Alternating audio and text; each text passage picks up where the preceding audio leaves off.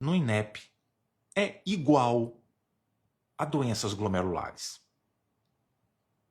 Doenças glomerulares, que tu sabes bem, a gente pode visualizar de várias formas no dia a dia, mas habitualmente a gente acaba centralizando as discussões no espectro de síndrome nefrótica e síndrome nefrítica. E a ideia de hoje é a gente explorar um desses cenários. Mas é legal quando a gente olha o histórico do INEP, das mais de 2.000 questões que existem à nossa disposição do INEP, juntando as provas de revalidação, que sim, são muito relevantes na preparação para o ENARE, são, repito, muito relevantes. E as provas do ENADE, do antigo ENADE, que sim, também são relevantes para a gente entender a alma da banca. Quando a gente pega todo o histórico, são mais de 2.000 questões. E dessas 2.000, doenças glomerulares tem 17. É muita questão. É um tema importante na banca. Bem importante. Por isso a gente precisa conversar. E hoje o foco é até direcionado para a síndrome nefrítica. Só que não dá para a gente, nessa nossa conversa aqui, escolher síndrome nefrítica e vai, pega e toma aí síndrome nefrítica. É isso, lembra? É pau, é pedra, é não sei o quê, é isso, aquilo, outro, né? Dia desse eu estava assistindo a uma aula ao vivo e eu fiquei impressionado, cara. Assim, tem uma coisa na verdade, que me decepciona um pouco. Me decepciona. É quando alguém vai apresentar um tema, eu preciso falar isso, porque isso precisa ser discutido, isso precisa ser pensado, essa sementinha precisa ser plantada na cabeça de todo mundo. Quando a pessoa vai discutir um tema e ela fala assim, no Parkinson, o que a pessoa tem no Parkinson? A pessoa tem bradicinesia. Por que tem bradicinesia? Porque tem o Parkinson, bra. O que é isso? Não, o que é isso, papai? Que loucura é essa? Que loucura é essa? Entendeu? Ah, não, é porque tem o A no começo de Parkinson, tem bradicinesia. Você não vai esquecer que tem bradicinesia. O que é isso? Ei, sabe, desculpa. Abaixa o volume rapidinho. Abaixa o volume porque eu preciso falar uma coisa. Abaixa o volume, pode abaixar? Abaixa aí, tira o áudio rapidinho. Que porra é essa, cara? Não. Desculpa. O que é isso, cara? O que é isso? Sabe? Meu Deus do céu. Como assim? Então não dá pra gente discutir síndrome nefrítica. Síndrome nefrítica. Tem isso. Entendeu? Porque tem aquilo. Então não dá. Tem que entender a dinâmica das doenças glomerulares e onde é que a síndrome nefrítica se localiza. E isso é muito legal.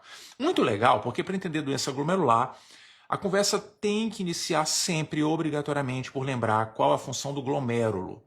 Glomérulo é algo assustador. É um chefão da fase 4 do game da medicina. E um chefão que quando a gente fecha os olhos assim, ele parece algo amorfo, com várias cabeças, né? Cada cabeça é só o olho do bicho, assim, né? Uma coisa, sabe, alucinada. E o pior, quando a gente mata o chefão, ainda tem o sistema tubular depois, que é um chefão mais perigoso ainda, que vem na fase seguinte, e a gente desiste. Muitas vezes a gente perde todas as nossas vidas no game e abandona o game da medicina depois de enfrentar esses dois chefões. E o pior é que por a gente não ser ajudado a enfrentar esses chefões, a gente desiste e faz interpretações equivocadas de para que eles servem. O glomérulo, por exemplo, não tem como função formar urina, não. Quem forma a urina, quem faz a mágica da formação da urina é túbulo e interstício renal. É aquilo ali que forma a urina de verdade, que ajusta o que vai, o que fica, túbulo e interstício. Na verdade, a função do glomérulo é ajudar um pouquinho no processo. O glomérulo nada mais é que um capilar, vaso ultra piquititinho, com muitas fenestras, quase não tem parede, é quase só fenestra, para permitir que tudo passe, tudo volte e tal. Isso é um capilar. E por que chama de glomérulo? Porque o nefrologista quer tirar onda. Porque é um capilar, é um tufo de capilares enovelados. Isso é o glomérulo. Isso é o glomérulo. Cada um quer tirar sua onda, né? Cada um. O hematologista chama os do baço de sinusoides esplênicos, que são o território mais tenebroso do corpo de qualquer pessoa. O hepatologista chama de sinusoides hepáticos, e aí mete o sistema porta na jogada para parecer especial, né? Tal. Só que esse ferro nessa brincadeira é o pneumologista que chama o seu capilar de capilar. Coitado do pneumologista. Nasceu para ser pobre mesmo, lascado. Enfim, glomérulo é isso. Glomérulo é um capilar que funciona como um filtro. O objetivo do glomérulo é todo o sangue que chegar no rim para ser filtrado, para ser, enfim, transformado em urina. Uma parte o glomérulo deixa passar para o túbulo, outra ele não deixa passar. Via de regra, eu não sei se tu já chegaste a pensar nisso, mas nem todo o sangue que passa no rim chega no túbulo. Nem todo. Aproximadamente 20, 25% do que chega no rim vai para o sistema tubular para a urina ser processada. Tem uma parte que não consegue entrar porque não dá tempo, passa batidão, entendeu? Uma parte atravessa o glomérulo, o filtro, e vai chegar no túbulo. A outra parte não dá tempo, vai dar mais uma voltinha aí para ver se na próxima você entra.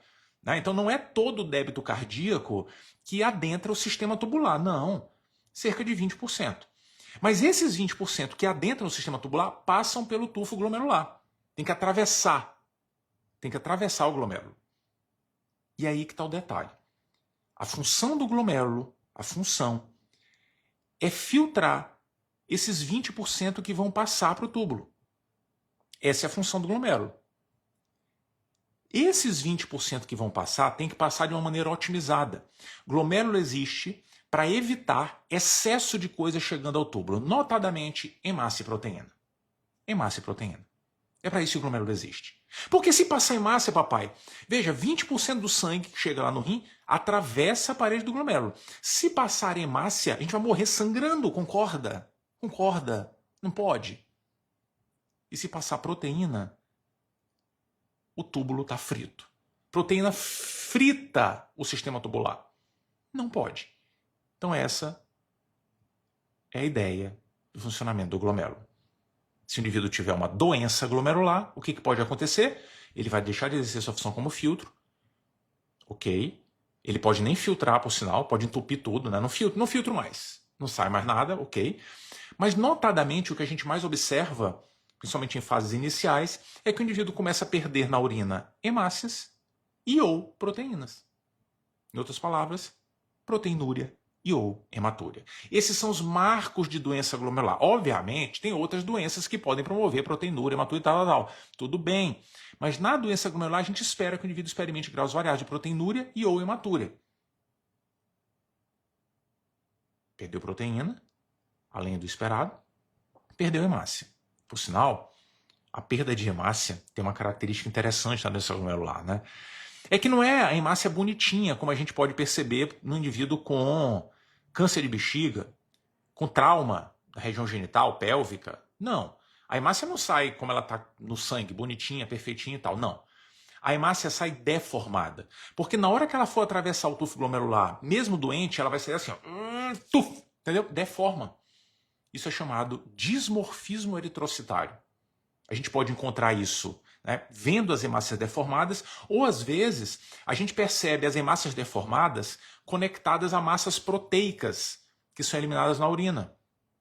A famosa proteína de Tan-Horsfall. A proteína de Tan-Horsfall é o túbulo remodelado. É como se fosse uma, sabe cera de,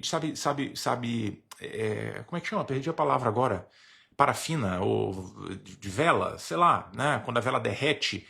Imagina aquilo ali no sistema tubular, né? Vai endurecer e forma um cilindro, né? Isso é um cilindro, né? Que vai moldar o sistema tubular. Se o indivíduo tiver massa dismórfica, ela pode se colar, e a gente identifica isso como cilindro hemático. É um marcador de dismorfismo eritrocitário, entendeu? Então a gente pode encontrar isso também. O fato é que a hematúria a gente espera que seja dismórfica nos indivíduos com doença glomerular. Então isso é doença glomerular. De ter hematúria e ou proteinúria. Na prática, a gente pode encontrar pessoas com doença glomerular por aí apresentando graus variados de hematúria dismórfica e ou de proteinúria. Ok, isso é possível.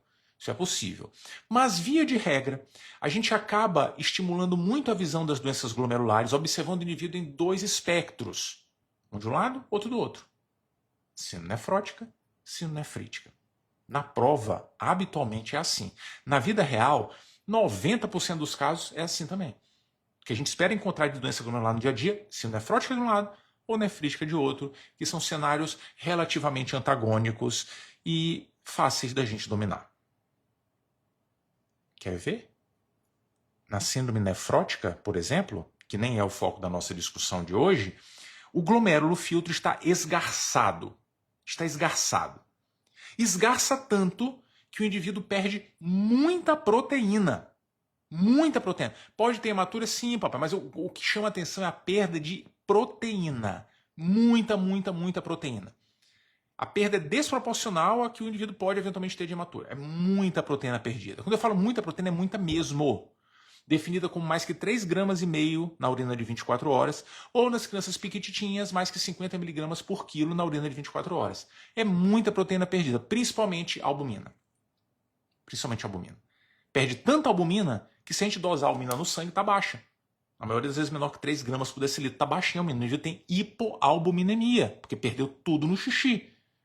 E por ter hipoalbuminemia, tem menos proteína no sangue, o sangue fica aguado. Porque proteína deixa o sangue grosso. Não tem albumina, fica aguado. E aí, se o sangue fica aguado, peraí, bota no papel, sangue aguado, o que vai acontecer dentro do vaso? Precisa equilibrar as concentrações do vaso para o ambiente intersticial. Precisa equilibrar. Sai líquido do vaso para fora do vaso. Resultado, edema, para tentar equilibrar as concentrações, entendeu? Edema. Uma característica da síndrome nefrótica. Só que não é qualquer edema. É muito edema. É um edema absurdo. Absurdo. Acumula no espaço intersticial, pode acumular em serose, derrame pleural, ascite. E por quê?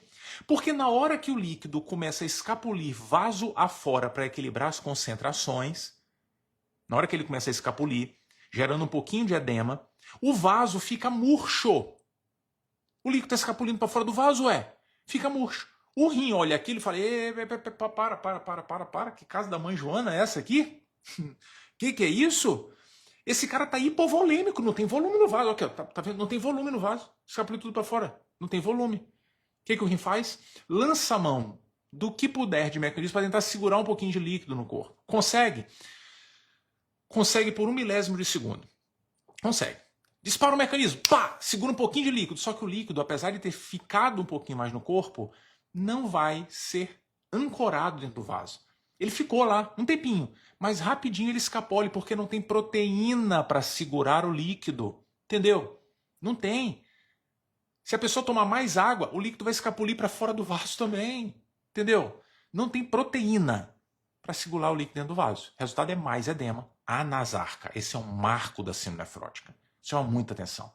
O indivíduo está todo inchado, inchadão, mas não está hipervolêmico. Pelo contrário, a tendência é da pressão ficar boa ou até reduzida às vezes. Esse é um marco da síndrome nefrótica. Chama muita atenção. Agora, obviamente, assim, a gente não fica olhando tudo isso quieto, né? O fígado olha toda essa tragédia e fala assim, peraí, é só porque não tem coisa na circulação para segurar o líquido, vou jogar gordura para a circulação. Resolve? Não resolve. Mas a gente ganha um marco adicional na síndrome nefrótica, que é a hiperlipidemia. Então isso pode estar presente. Por sinal, essa gordura toda em excesso, né, pode ser eliminada na urina. A gente pode encontrar cilindros gordurosos, né, pode encontrar corpos lipóides na urina. Isso pode estar presente também no contexto da síndrome nefrótica. Tudo porque a pessoa perdeu muita proteína. Tudo porque a pessoa perdeu muita albumina. Mas tem só um detalhe, né, que não é só albumina que a pessoa perde. Perde também outras proteínas, como imunoglobulina, aumenta o risco de infecção, como proteínas que são anticoagulantes endógenos, aumenta o risco de trombose, enfim, essa é a síndrome nefrótica. Essa é a síndrome nefrótica. Quem sabe um dia a gente conversa sobre ela. Porque o foco hoje é a gente, to the left, to the left. Hoje é no ritmo de Beyoncé. Que referência, hein? Jesus. Mas enfim, vamos pro outro lado, papai. Vamos pro outro lado. E sim, a imagem aqui no Instagram é invertida, né? Então minha esquerda é para cá. Então eu sei o que é esquerda e direita, tá? E sem qualquer referência política, por favor. Esse é um canal de ideias não políticas, não politizadas. Então a referência aqui vamos para a esquerda, é uma referência a Beyoncé. Tá bom? Tá? Não espernei, não. Então vamos, to the left. Porque deixa a síndrome nefrótica quietinha, porque a gente precisa conversar sobre a síndrome nefrítica, que, diga-se de passagem, dentro das 17 questões do histórico INEP de doenças glomerulares, representa 60% a 70% das questões. É muita coisa. E as de síndrome nefrótica que aparecem lá exigem que a gente conheça a nefrítica, porque esse embate é muito frequente, muito frequente. O primeiro passo em questão de doença glomerular é identificar a síndrome. Por isso é importante, quando conversar de síndrome nefrítica, lembrar quem é a síndrome nefrótica, porque fica fácil entender a nefrítica. Que é um cenário que o glomérulo não está legal, mas não é porque está esgarçado como na nefrótica, não. Na síndrome nefrítica, veja o nome, o glomérulo está inflamado, muito inflamado. É muita inflamação no glomérulo. O glomérulo arde inflamado, o glomérulo sangra de inflamação. Está inflamado, papai. E veja, vaso inflamado aumenta a permeabilidade, não é? Resultado, o indivíduo perde proteína. Claro que perde. Aumentou a permeabilidade do glomérulo, perde proteína. Veja, não é aquela proteinúria da síndrome nefrótica. 3 gramas, não. É assim, 500 miligramas de proteína, sabe? É assim, 400 miligramas, é isso, né? Perde proteína. Mas, fundamentalmente, o que chama muita atenção é que o glomérulo sangra. O indivíduo tem muita hematúria dismórfica. Esse é o grande marco da síndrome nefrítica. Esse é o grande marco. Não é a proteinúria que se destaca nos elementos sindrômicos, mas sim a hematúria. Hematúria dismórfica é um elemento muito importante na caracterização da síndrome nefrítica. Mas, obviamente, não é só isso. Hematúria dismórfica a pessoa pode ter por um monte de coisa. Um monte de coisa. Para ter a síndrome, a gente precisa encontrar elementos que mostrem a inflamação do glomérulo. Veja, está sangrando o glomérulo porque está inflamado. E se inflamou, é porque migrou muita célula para lá, concorda? Imagine um glomérulo, um filtro, com um monte de célula, material sólido, particulado, chegando no filtro. O que vai acontecer? Entope o filtro. O grande marco da síndrome nefrítica é que o filtro vai ficar entupido. Tem hematúria dismórfica, tá, mas vai ficar entupido. Se entupir o filtro, vai passar coisa para o túbulo para ser filtrado, para transformar em xixi? Claro que não vai. Resultado, reduz a taxa de filtração glomerular. A pessoa vai fazer menos xixi. Vai ficar oligoanúrico. Essa é a tendência. Não precisa ficar anúrico, veja. Mas reduz na taxa de filtração. Obviamente, se a pessoa vai fazer menos xixi que o habitual, o líquido não está saindo. Se ele não está saindo, ele vai evaporar? Não, ele vai ficar em algum lugar. Ficando em algum lugar, veja, se o líquido ficar em algum lugar, ele vai trazer consequências. E onde é que o líquido fica? Dentro do vaso. O indivíduo fica hipervolêmico. O vaso sanguíneo fica assim, ó, cheio de líquido que não foi eliminado. Qual é a consequência disso? A primeira delas é que se o vaso está assim, uma hora escapole, né? Sai um pouquinho dentro do vaso. Não sai. Ué, vai escapulir. Escapole um pouquinho para fora do vaso. Edema. Ué. Buguei. Edema na síndrome nefrótica. Peraí. Na síndrome nefrótica é o edema. Anasarca. Na síndrome nefrítica é edema. Tem edema. Tem edema que chama atenção. Tem. Todo mundo olha e fala, essa pessoa tá inchada, hein? Tá inchada. Mas não é um edema. Se aquela mesma pessoa tiver síndrome nefrótica, papai, vai virar um, sabe, um carro-pipa, a pessoa de edema, assim. Entendeu? Vai. Mas tem edema. Isso é um marco da síndrome nefrítica. E o edema da síndrome nefrítica é por hipervolemia. E como é por hipervolemia, a gente espera que tenha outras coisas. Veja, o vaso está cheio, está escapando um pouquinho da forma, o vaso está assim, ó.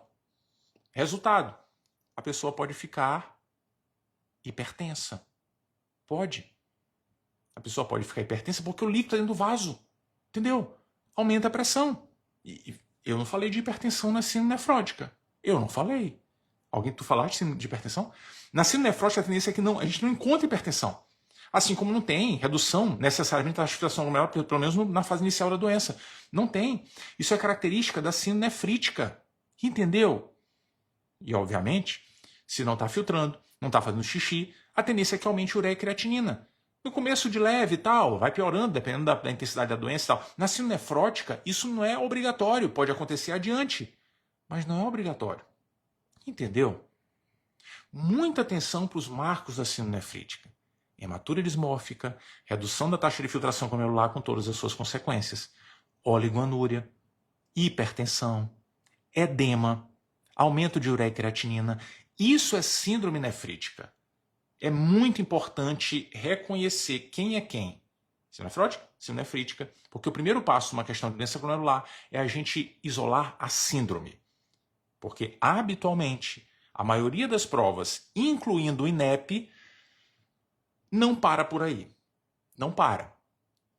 O INEP gosta muito que a gente dê um passo seguinte, que é o passo de entender etiologia e o que fazer.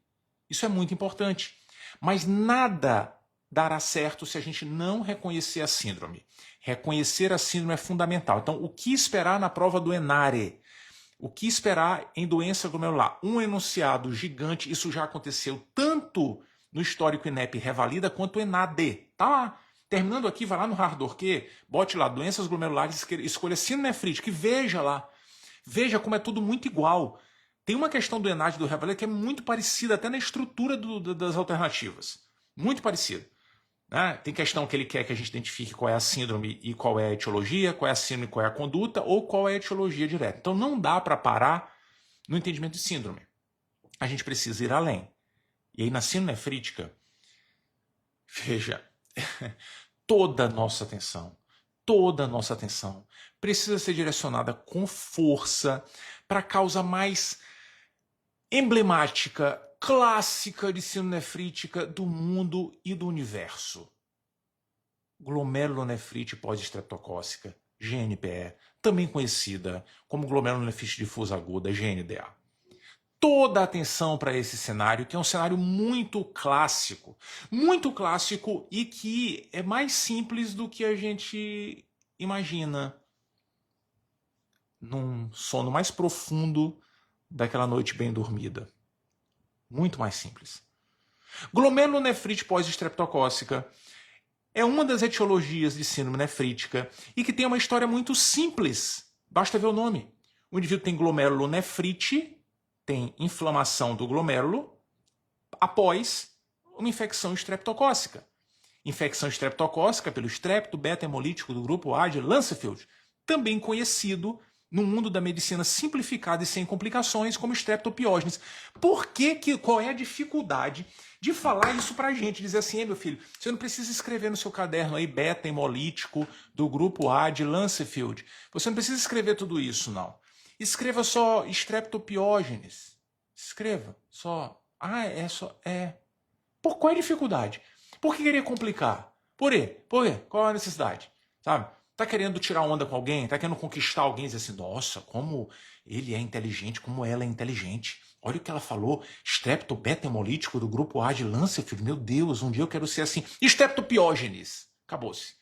Infecção pelo estreptopiógenes pode disparar por conta de proteínas que mimetizam, proteína do estrepto, que mimetizam proteínas que são reconhecidas como antigênicas, podem disparar uma resposta imune anormal que culmina com algumas doenças, notadamente a febre reumática, notadamente glomerulonefrite pós-estreptocócica. Com uma diferença. Na febre reumática, a infecção é de orofaringe. As cepas que podem gerar febre reumática como complicação no futuro são aquelas que atacam a orofaringe. Na glomerulonefrite pós-estreptocócica pode ser infecção de orofaringe ou de pele. A história clássica é de uma criança pequititinha, na maioria das vezes, infecções estreptocócicas a gente vê na maioria das vezes em criança, né? Por isso as complicações surgem mais em criança. A criança teve infecção de garganta ou de pele, tratou ou não tratou, dane-se, a infecção foi-se embora e depois de 2 a 3 semanas, pimba, síndrome nefrítica. Isso é glomerulonefrite pós-estreptocócica. E é só isso. Veja, é só isso. Entendeu? Teve infecção, tratou, não tratou. 2, 3 semanas, pimba, síndrome nefrítica. É isso. Veja, independente de tratar. Então, muitas vezes na questão, o examinador traz um cenário e diz assim, a criança tem umas cicatrizes na perna. Não fala se usou remédio, o que não usou e tal. Entendeu? Eu dizia, Fabi, mas essa cicatriz na perna, essas crostas que a criança tem na perna, que está escrito aqui no enunciado, não pode ser porque ela caiu de bicicleta? Não pode ser porque ela estava jogando bola na rua, no asfalto, caiu, ralou? Eu fazia isso toda semana e tal. Né? Meu joelho era uma festa, então não pode ser só por isso? Não, papai, na questão de prova, o cara vai botar, sabe, uma firula. Não, se botar esse elemento ali, está querendo fazer referência a algo patológico. Ali é uma peça, um elemento da charada. Então a gente vai ter alguma evidência que houve alguma infecção suspeita. E aí, surgindo sinulinefrítica na sequência, pode parar, entendeu?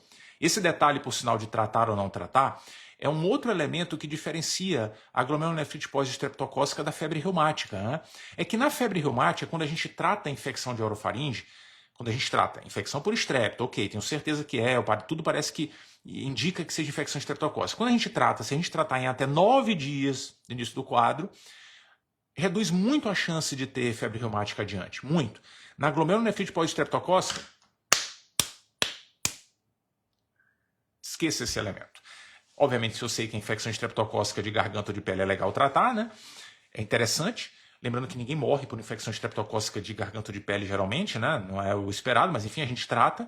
Mas não necessariamente isso impede a evolução para sinulinefrítica se o indivíduo tiver risco para isso. Não necessariamente vai impedir. Então é muito importante ter atenção com a história. Se, sei lá, tratou a infecção de garganta e ficou bom, veja, continue pensando em sinulinefrítica se houver, né, elementos clássicos para isso, e juntando os elementos na charadinha, glomerulonefrite pós-estreptocócica. É isso.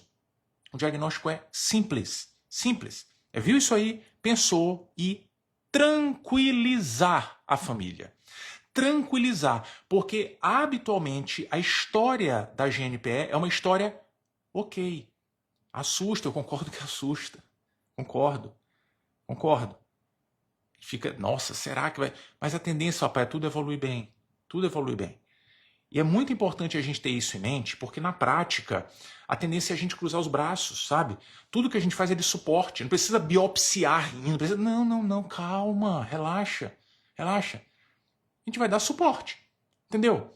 Esse é o mantra da glomerulonefrite pós-estreptocócica. Quando eu falo suporte, é assim, criança está muito edemaciada, restrição hidrossalina, pode considerar diurético de alça, sabe? Para reduzir o componente edemigênico da doença, se tiver muita hipervolêmica. Tem edema agudo de pulmão, ok, vamos tratar. Pode ser que precise dialisar, entendeu? Obviamente, dialisar não é uma coisa legal, né? Ninguém quer, vou dar uma volta no hospital para ver se eu faço uma diálise. Ninguém quer isso. Mas eu estou falando desse jeito para a gente perceber que, sabe, a GNPE é uma doença ok, perto de outras. Ela é muito ok. E a gente precisa ter essa visão da doença. Precisa. Porque eu tenho certeza que, infelizmente, todo mundo que está aqui não viu 30 casos de GNPE na vida para conseguir entender vendo. Então é muito importante que nessa conversa, o que mais chama atenção na doença e que se destaca em relação às outras, fique claro.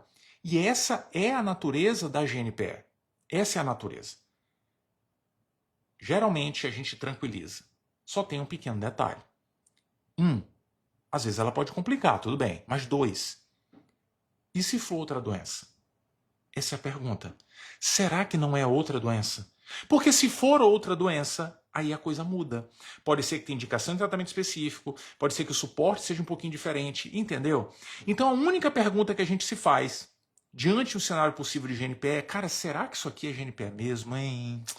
Será que não é outra coisa, sabe? E aí, por conta desse detalhe, habitualmente, a gente busca 2 marcadores laboratoriais que vão ajudar ainda mais a gente ficar convicto dessa hipótese. 2 marcadores.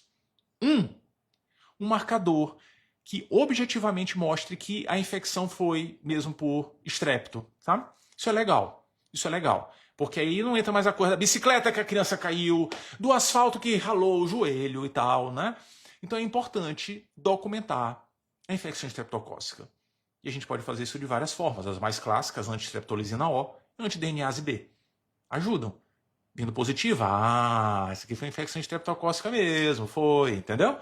Em alguns cenários, até fazendo cultura de orofaringe, a gente pode até encontrar, mas geralmente o bicho já foi embora mesmo, então é difícil pegar, né? Mas anti-streptolizina O e anti-DNase ajudam nesse contexto. A gente ficar mais tranquilo e dizer, cara, eu acho que isso aqui é GNPE. Mas também quem ajuda pra caramba, número 2, é a avaliação do complemento.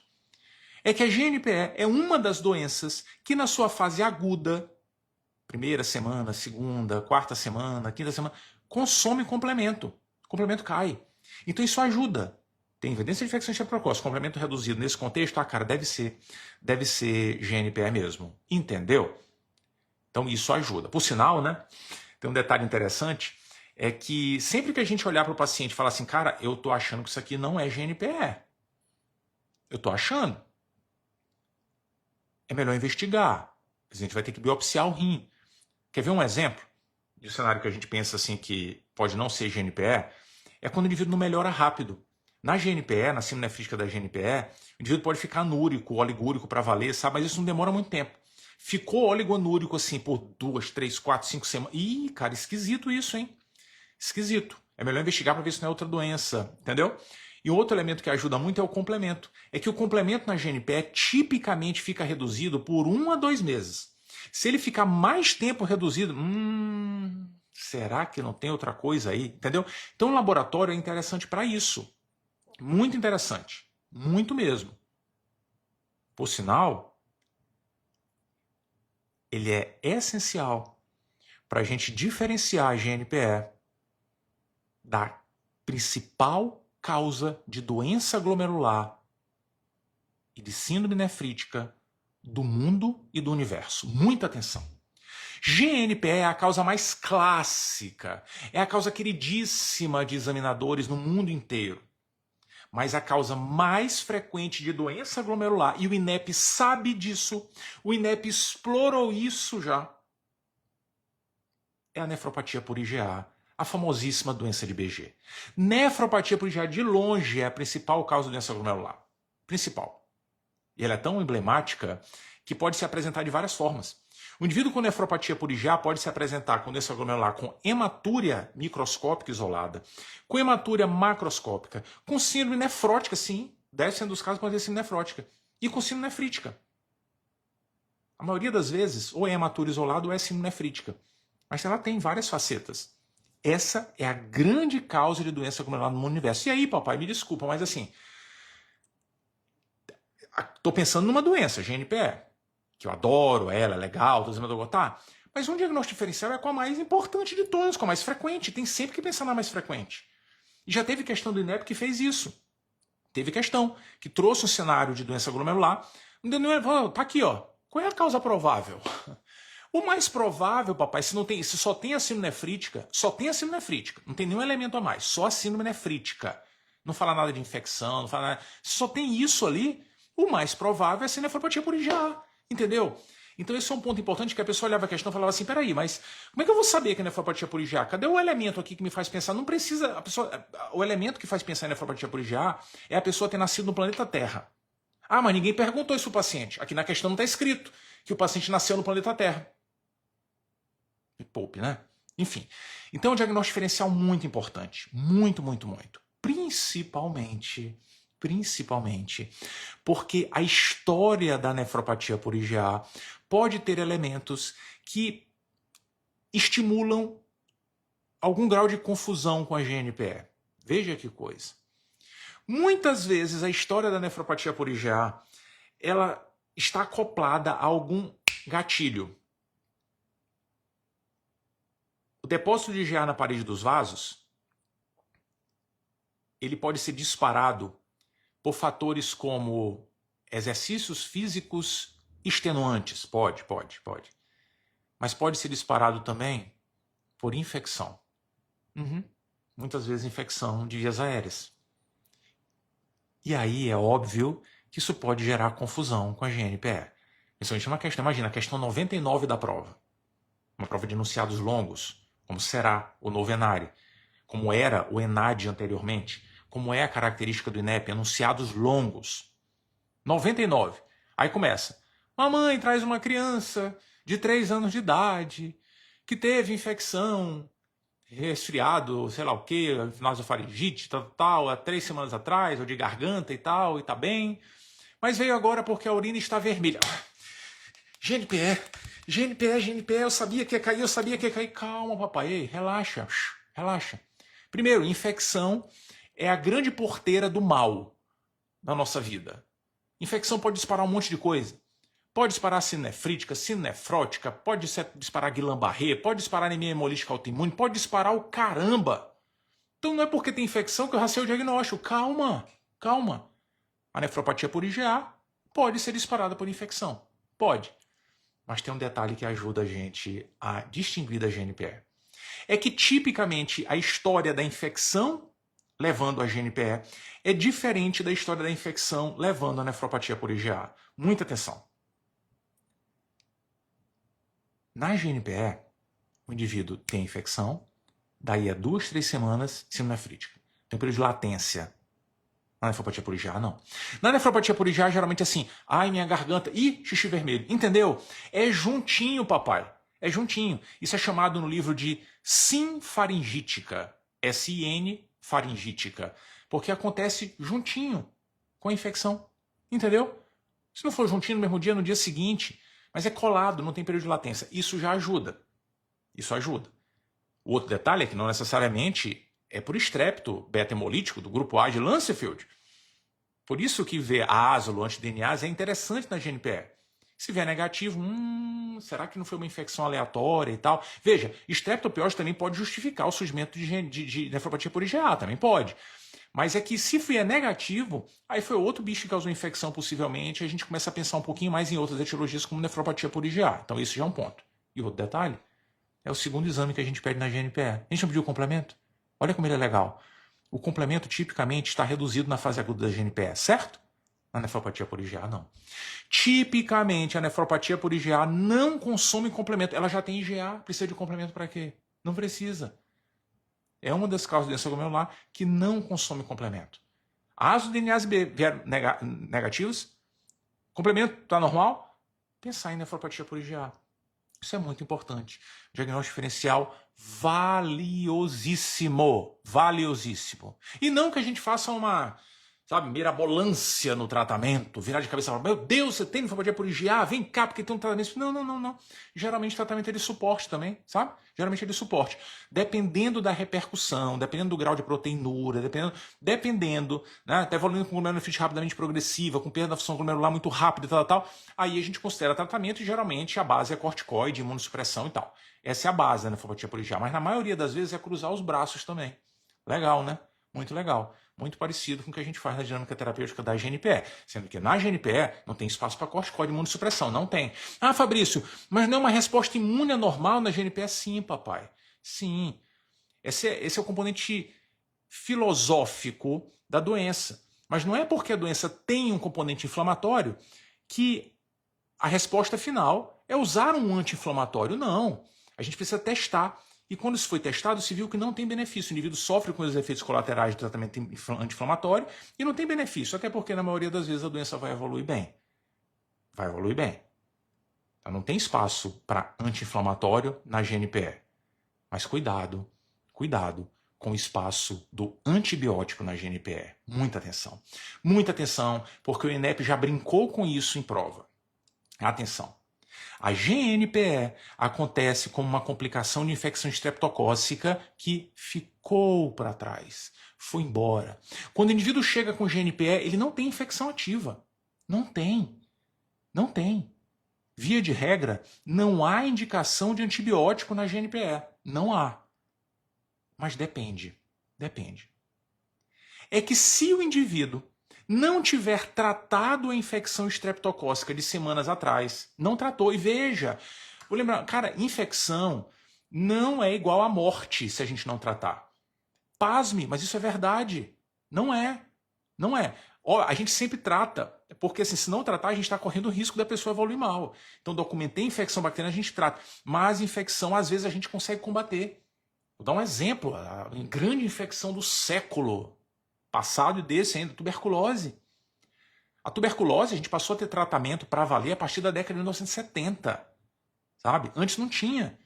E nem todo mundo morria por tuberculose. Metade das pessoas tinha cura espontânea. Ficava com o pulmão todo ferrado, mas curava espontaneamente. Uma hora a gente consegue. Isso vale para infecção de orofaringe. Faringite estreptocócica, a gente vai evoluir bem, cara.